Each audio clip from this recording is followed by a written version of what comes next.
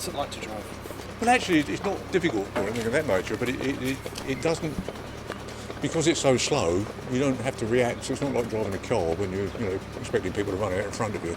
This is sort of chugs along, and it's physically it's not difficult. There's nothing heavy about it, although the gear shift is rather prone to catching your knuckles when you're changing gear, because there's a bracket that sticks out just by the gear knob and it takes the skin off every time. But when you get used to that, other than that, it's pretty simple. I mean, it's sort of like first gear, go, and then accommodate things as you go along. So obviously today you were using, you had the hatches open, so it was a bit easier, but in combat you would have been like peering through. Well, exactly, yeah, because we don't normally shut that down because you've got a very tiny slot. Yeah.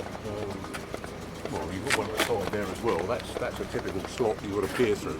And if you look through that, you can't see much. So looking out the front one, you can see what you're going to hit, if you're going to hit something, but that's really about it.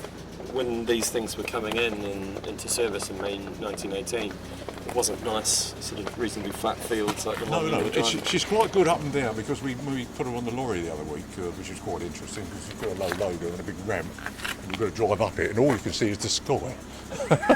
And you can't even see the man in front who's waving his arms about, because it's down there somewhere. Just gotta coming trust. back down again, then you've got to, you sort of got to go and hope.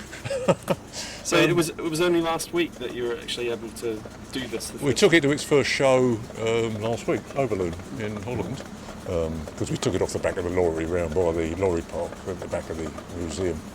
And they said, we want you to go around the big track and then they can all follow you around. I said, well, don't really think that's a good idea.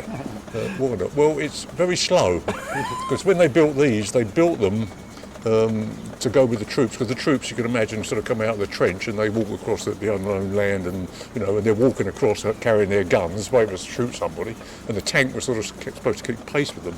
So it was only ever designed to go at walking pace.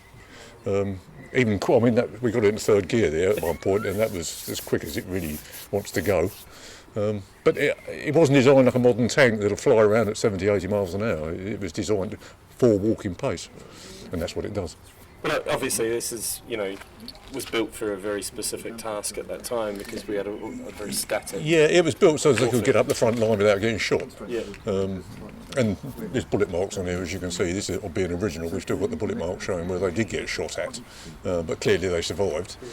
So it was a big innovation. When you're used to poking your head up out of a hole in the ground and getting shot at, this was a great thing.